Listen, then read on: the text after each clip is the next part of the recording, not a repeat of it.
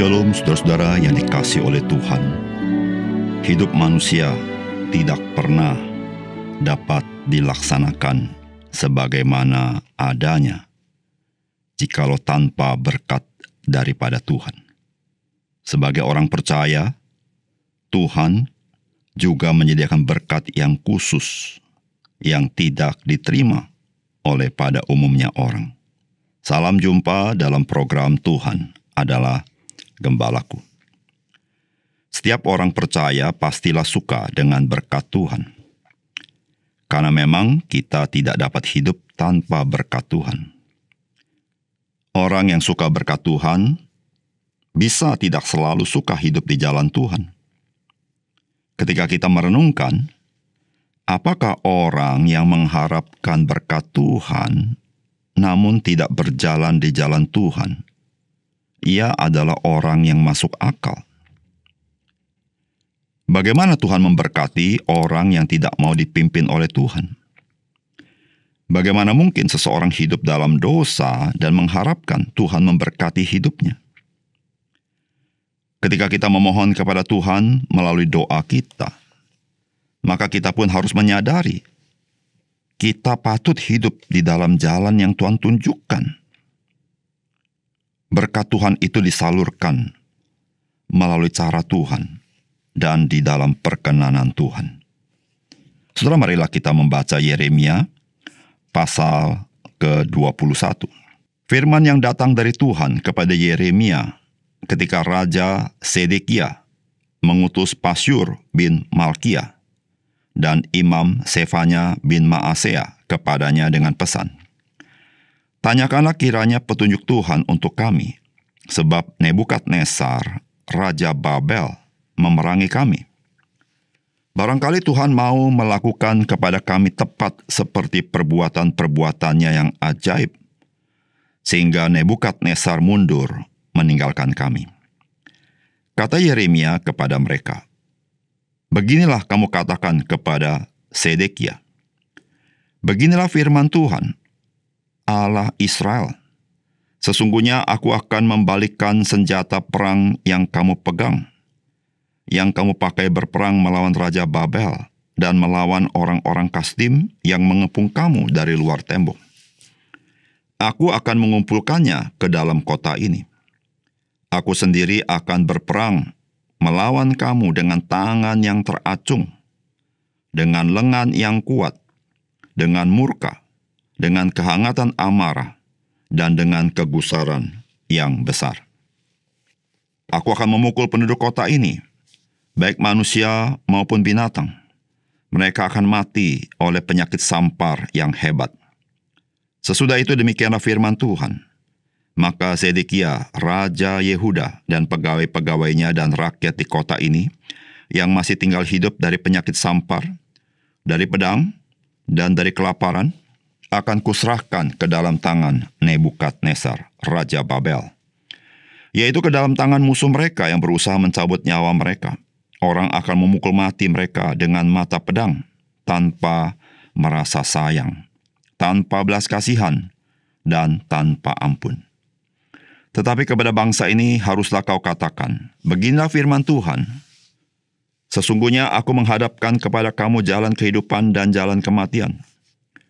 Siapa yang tinggal di kota ini akan mati karena pedang, karena kelaparan, dan karena penyakit sampar.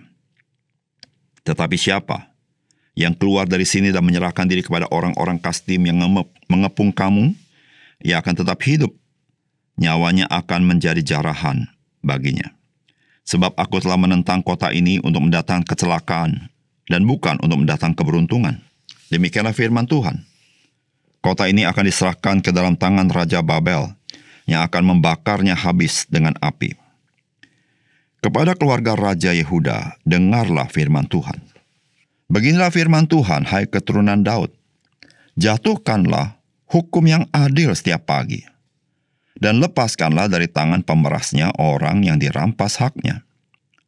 Supaya kehangatan murkaku jangan menyambar seperti api, dan menyala-nyala dengan tidak ada yang memadamkannya, oleh karena perbuatan-perbuatanmu yang jahat. Sesungguhnya, aku akan menjadi lawanmu, hai kota yang di atas lembah, gunung batu di dataran. Demikianlah firman Tuhan. Hai kamu yang berkata, siapakah yang berani turun kepada kami dan siapakah yang berani masuk ke tempat perteduhan kami? Aku akan melakukan pembalasan kepadamu sesuai dengan hasil perbuatanmu. Demikianlah firman Tuhan. Aku akan menyalakan api di hutannya yang akan memakan habis segala sesuatu yang di sekitarnya. Saudara yang dikasihi Tuhan, Raja Yehuda yang bernama Zedekia mulai menerima ancaman dari Raja Babel, yaitu Nebukadnezar. Dan Zedekia mengutus Pasyur dan Sefanya kepada Yeremia dengan harapan mendapat berita baik, yaitu Nebukadnezar mundur dari bangsa Yehuda. Namun Yeremia menyampaikan apa yang Tuhan akan lakukan kepada bangsa Yehuda. Saudara, apakah pesan firman Tuhan bagi kita? Saudara, memohon pimpinan Tuhan dan melakukan kehendak Tuhan haruslah berjalan bersamaan. Saudara, firman Tuhan berkata demikian. Tanyakanlah kiranya petunjuk Tuhan untuk kami sebab Nebukadnezar Raja Babel memerangi kami. Barangkali Tuhan mau melakukan kepada kami tepat seperti perbuatan-perbuatannya yang ajaib, sehingga Nebukadnezar mundur meninggalkan kami. Saudara, inilah pertanyaan Zedekia kepada Nabi Yeremia melalui Pasyur dan Sefanya yang menghadap kepada Yeremia. Yaitu Zedekia mencari kehendak Tuhan dengan harapan bahwa kehendak Tuhan itu adalah Nebukadnezar tidak mengepung Yehuda tetapi mundur dari Yehuda. Jikalau saudara membaca di dalam kitab Raja-Raja, maka Raja Zedekia termasuk raja yang jahat di mata Tuhan. Raja yang tidak setia kepada Tuhan, yang menyembah kepada ilah-ilah lain dan berbuat hal-hal yang tidak berkenan kepada Tuhan. Saudara, Yeremia menyampaikan apa yang akan Tuhan lakukan kepada bangsa Yehuda termasuk kepada Zedekia, yaitu penghakiman Tuhan yang tiada ampun. Saudara yang dikasihi oleh Tuhan, apa yang dilakukan oleh Zedekia dapat saja dilakukan kita sebagai orang percaya. Kita tidak hidup di dalam jalan Tuhan. Kita hidup semaunya kita sendiri. Kita hidup hanya mencari kepentingan kita. Kita tidak pernah memikirkan apa yang Tuhan kehendaki dalam hidup kita. Kita hidup hanya menikmati kebaikan Tuhan tanpa memikirkan bahwa kita adalah umat-Nya yang harus hidup menyenangkan hati Dia. Namun ketika kita menghadapi kesusahan, ketika kita menghadapi ancaman bahaya, kita mulai mencari kehendak Tuhan dengan harapan Tuhan mau melepaskan kita dari semua penderitaan itu. Saudara, bukankah itu sama dengan sikap Zedekia, Raja Yehuda yang di mata Tuhan adalah raja yang jahat? Saudara yang kasih dalam Tuhan, sebagai orang percaya yang memohon pimpinan Tuhan, seharusnya adalah orang-orang yang hidup melakukan kehendak Tuhan. Bukanlah orang-orang yang hidup semaunya sendiri, tetapi ketika ada kepentingannya, baru mencari Tuhan.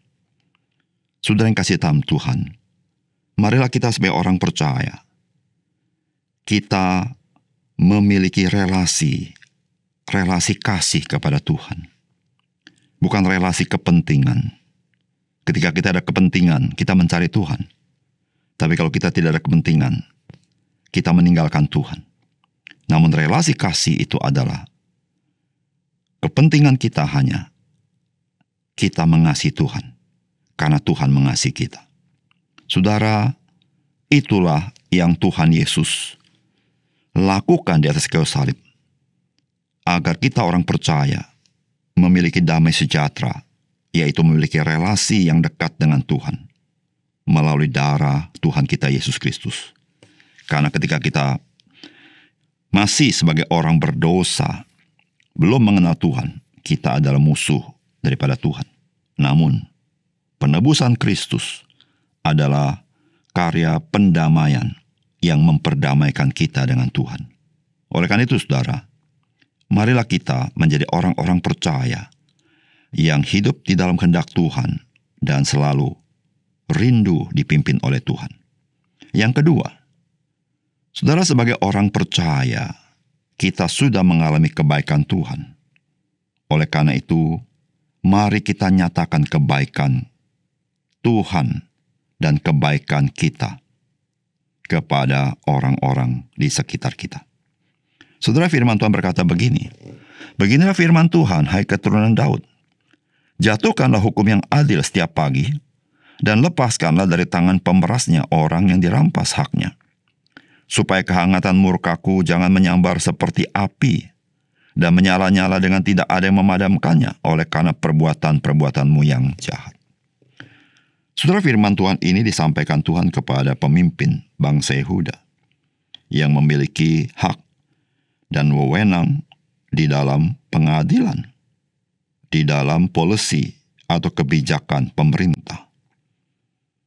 Saudara, pemimpin bangsa Yehuda dapat dikatakan sebagai representatif Tuhan di dalam menggembalakan umat Tuhan.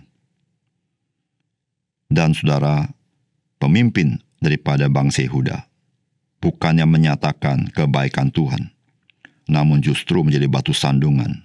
Mereka bertindak di dalam ketidakadilan dan di dalam kejahatan. Saudara yang kasih dalam Tuhan, kita tahu bahwa bangsa Yehuda adalah umat Tuhan. Dan bangsa Yehuda sebagai umat Tuhan itu memiliki kepemerintahan yang teokrasi, bahwa Allah yang memimpin mereka. Sehingga kepemimpinan mereka harusnya menyatakan keindahan Tuhan. Namun, Raja Sedekia tidak menyatakan itu. Saudara, sebagai orang percaya, kita adalah representatif Kristus di tengah-tengah dunia ini. Tuhan memberikan kita otoritas, yaitu otoritas Kristus. Tuhan memberikan kita kuasa, yaitu kuasa Roh Kudus, supaya kita boleh melayani, boleh menyatakan kebaikan dan kuasa Tuhan di tengah-tengah dunia ini. Saudara, itulah yang Tuhan mandatkan kepada kita. Saudara, mari kita menyadari ketika kita hidup tidak menyatakan kebaikan Tuhan, kita telah mempermalukan nama Tuhan. Kita telah menjadi batu sandungan bagi banyak orang.